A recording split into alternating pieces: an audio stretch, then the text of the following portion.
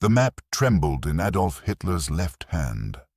Not from emotion, though there was plenty of that in the Reich Chancellery bunker on the last day of January 1945.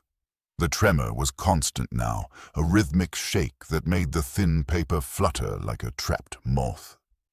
He was 55 years old and looked 70, his face gray, his body bent, his eyes carrying the glassy shine of someone who slept in 2-hour fragments and woke to nightmares that were indistinguishable from his waking hours.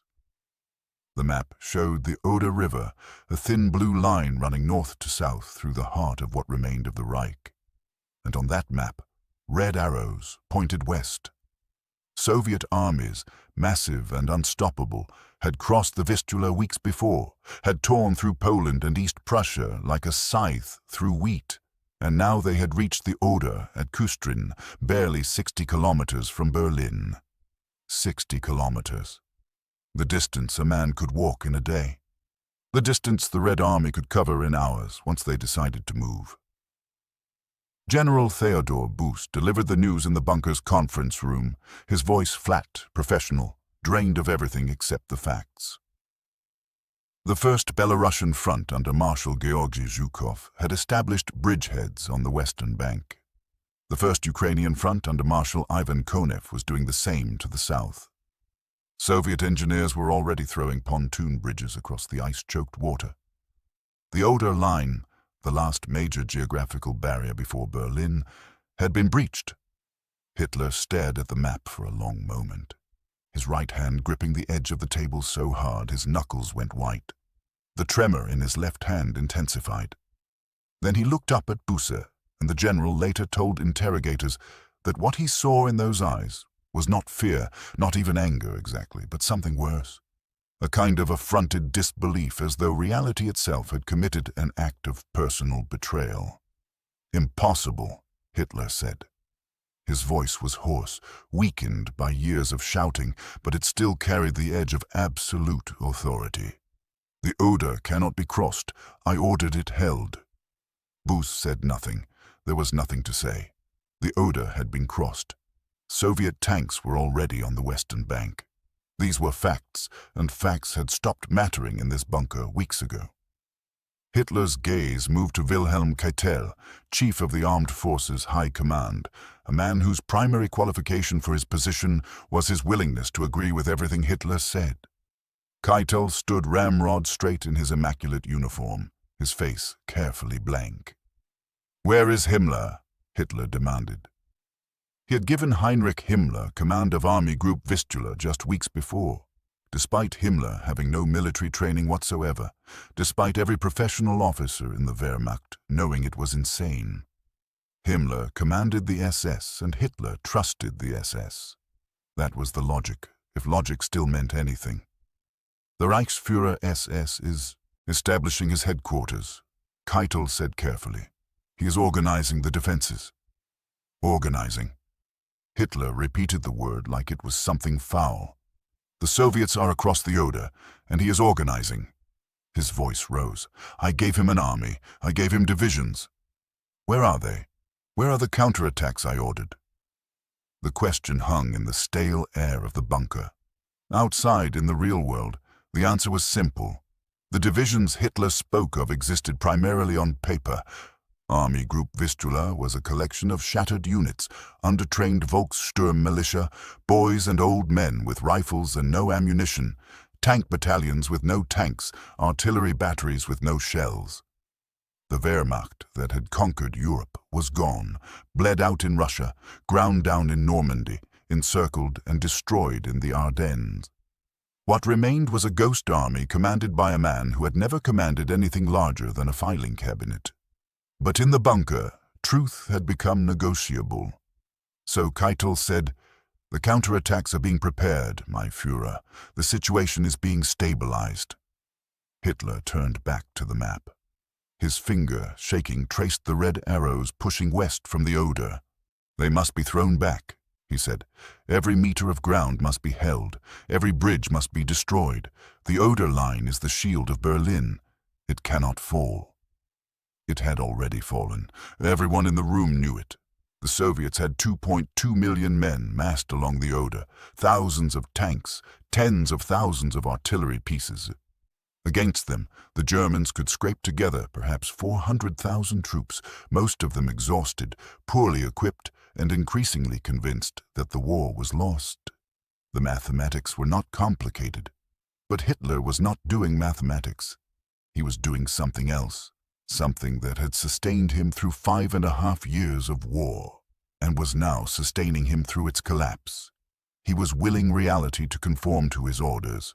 He had always believed, with the fervor of a prophet, that will could overcome material fact.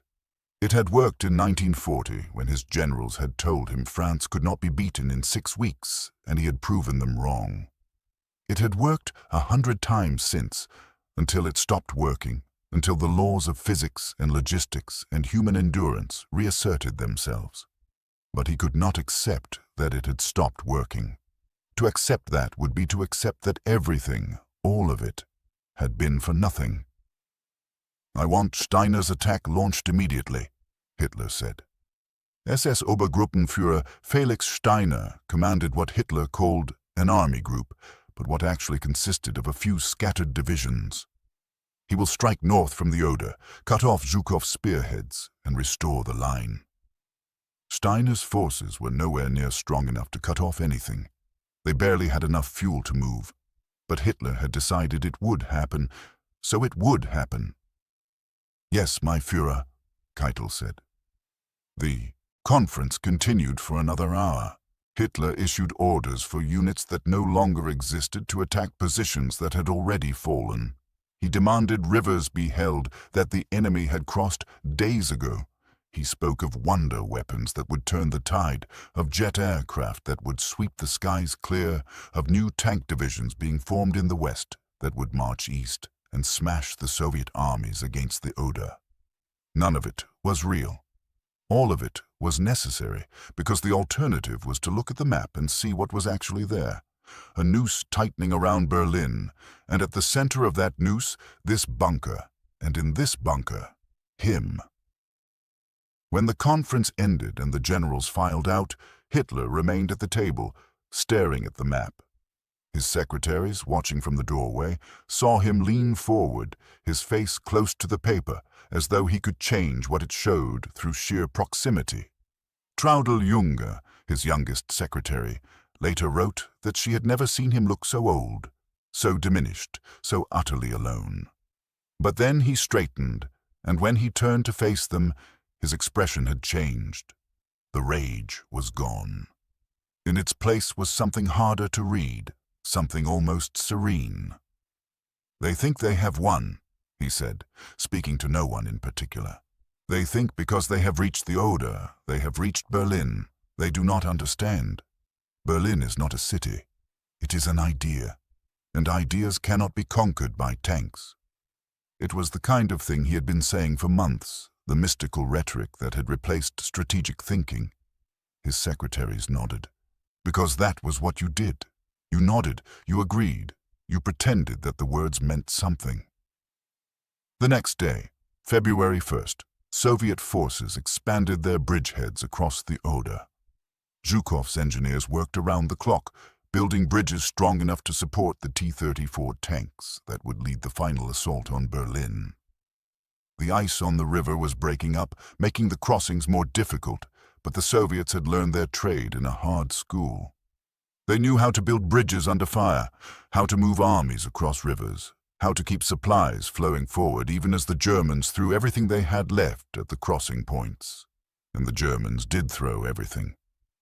Luftwaffe pilots, flying obsolete aircraft on fumes, dove at the bridges and were swatted from the sky by Soviet anti-aircraft fire. Artillery batteries, firing their last shells, tried to collapse the pontoons and succeeded only in churning up the water. Volkssturm units, old men and boys with Panzerfausts, crept toward the bridgeheads at night and were cut down by Soviet machine guns. The Oder line was not abandoned without a fight. It was simply that the fight was hopeless, and everyone except the man in the bunker knew it. In the bunker, Hitler's rage grew. When reports came in of Soviet advances, he blamed his generals. When generals reported that units could not attack because they lacked ammunition, he blamed the generals for poor planning. When they reported that units could not attack because the units did not exist, he accused them of defeatism, of cowardice, of treason. The word treason came up often now. It was his explanation for everything. The war was not being lost because the enemy was stronger. It was being lost because his subordinates were betraying him. He summoned Himmler to the bunker and demanded to know why Army Group Vistula had failed to hold the Oder. Himmler, who had spent the past weeks in a state of barely controlled panic, fumbled through an explanation involving Soviet superiority in numbers and the difficulty of coordinating scattered units. Hitler cut him off. "Excuses," he said. "I gave you an army. You lost it. That is treason." Himmler went pale. The word treason from Hitler's mouth was a death sentence, but Hitler did not pursue it.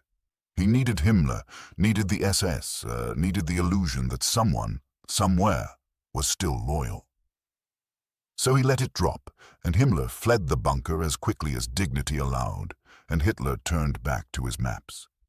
The maps were covered with symbols now, neat little rectangles and triangles representing divisions and corps that existed only in Hitler's mind. Staff officers updated them daily, adding new units, moving old ones, creating on paper the army that reality had taken away.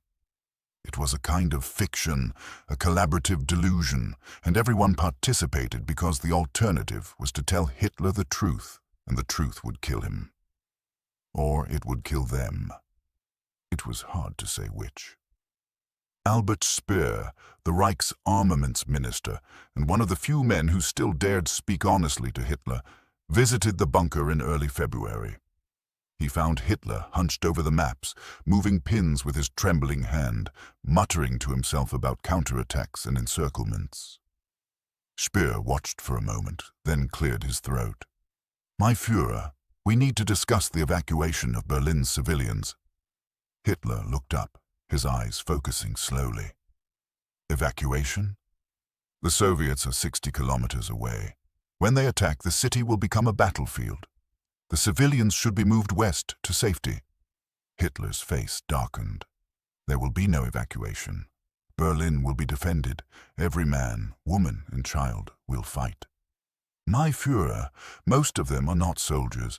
They are families, children." "Then they will learn to be soldiers." Hitler's voice was rising again. "Do you think I care about their comfort? Do you think I care if they suffer? Germany has proven itself weak. Germany has failed me. If the people cannot defend their capital, they deserve to perish with it." Speer stared at him. This was new, this open contempt for the German people. Hitler had always spoken of himself as Germany's savior, the champion of the folk. But now, faced with defeat, the mask was slipping. The people had not lived up to his vision, and so they were expendable. "See," Speer said quietly. He left the bunker that day knowing he would not return. Later, he would write that the man he saw in February 1945 was not the man he had known. That man was gone, replaced by something hollow and venomous, a shell animated only by rage and spite. But Hitler was not entirely delusional. In his clearer moments, he understood what was coming. He knew the Red Army would not stop at the Oder. He knew Berlin would be surrounded, attacked, probably taken. What he could not accept was what would happen to him personally. He spoke often, in those final weeks, of fighting to the last, of dying in the ruins of the Reich Chancellery, of never surrendering. It was the one thing he was consistent about. He would not be captured. He would not be paraded through Moscow in chains. He would not face trial. He would die first, and he would take as many others with him as he could. The orders he issued reflected this. On February 3rd, he commanded that all bridges in Berlin be prepared for demolition. If the Soviets entered the city, they would find nothing but rubble. He ordered factories destroyed, power plants demolished, food stores burned. Germany, if it could not be his, would be no one's. Speer, appalled, quietly countermanded many of these orders, saving what infrastructure he could. But Hitler's intent was clear. This would not be a strategic retreat. It would be an apocalypse. In the bunker's conference room, the daily briefings became increasingly surreal. Officers reported on battles that had already been lost, on units that had ceased to exist, on plans that could not be executed. Hitler listened, nodded, issued new orders that contradicted the old ones, then forgot what he had said and issued contradictory orders again an hour later. His staff learned to smile, to agree, to write everything down and then do whatever seemed least insane. Gerhard Bolt, a young officer assigned to brief Hitler on the Eastern Front, later described the experience as like speaking to someone underwater. Hitler would stare at him, his eyes glassy, his face slack, and Bolt would wonder if the Führer was even hearing him. Then Hitler would explode into rage over some minor detail, some unit that had retreated without permission, some general who had questioned an order. The rage would burn itself out in minutes, leaving Hitler exhausted, slumped in his chair, his hand shaking uncontrollably. He was a ruin, Bolt wrote after the war. Not just physically, though that was bad enough. His whole being was a ruin. He could not think clearly, could not plan, could not accept reality. He lived in a world of his own creation, and in that world, Germany was still winning. But even in that world, the Oder crossing was a problem. Hitler returned to it obsessively, demanding updates, ordering counterattacks, insisting that Zhukov's bridgeheads be eliminated. When reports came in that the counterattacks had failed, he blamed the R&R commanders. When new commanders were appointed and their attacks failed too, he blamed them. The pattern repeated until there were no more commanders to blame, no more units to throw away. By mid-February, the Soviets had consolidated their positions along the Oder. Zhukov's forces held a solid front from the Baltic coast to the Oder River in the south. They were not advancing yet, not pushing toward Berlin. Stalin had ordered them to wait, to build up supplies, to prepare for the final assault. But they were there, 60 kilometers away, and everyone in Berlin could feel them. The city's population, already battered by years of bombing, began to panic. Those with connections fled west. Those without connections hunkered down and waited. In the bunker, Hitler's world contracted further. He stopped going outside, even to the Chancellery garden. He stopped meeting with anyone except his immediate staff. His days blurred together, an endless cycle of conferences, rages, and fitful sleep. His health deteriorated visibly. The tremor in his left hand spread to his left leg. He walked with a shuffle, his back bent, his gaze fixed on the floor. His secretaries whispered that he looked like a ghost haunting his own life. But he still gave orders. On February 16th, he declared that any soldier who retreated without orders would be executed. On February 20th, he ordered the formation of new divisions to defend Berlin. Divisions that would be scraped together from training schools, administrative units, and anyone else who could hold a rifle. On February 25th, he announced that Berlin would never surrender, that it would be defended street by street, house by house, room by room. The orders were issued with the same absolute authority he had always commanded, but now, increasingly, they were ignored. Generals nodded, agreed, and then did what they thought might actually work. Units retreated when they needed to, regardless of orders. Civilians fled when they could, regardless of prohibitions. The machinery of the Reich was breaking down, and Hitler's will, which had once held it together, was no longer enough. On the Oder, the Soviets waited. They were in no hurry. They had learned, through 4 years of brutal war, that patience saved lives. They would attack when they were ready, when their supplies were stocked, when their plans were perfect, and when they attacked, they would not stop until they reached the Reich Chancellery. Hitler knew this. In his clearer moments, he knew it with perfect clarity. The war was lost. Germany was finished. All that remained was the manner of the ending, and he had decided on his ending. He would stay in Berlin, He would fight to the last, and when the end came, he would take his own life rather than face capture. He spoke of this openly now to his secretaries, to his adjutants, to anyone who would listen. "I will never leave Berlin," he said. "I will die here. That is my destiny." His staff, listening, felt a chill. He was not speaking metaphorically. He meant it literally.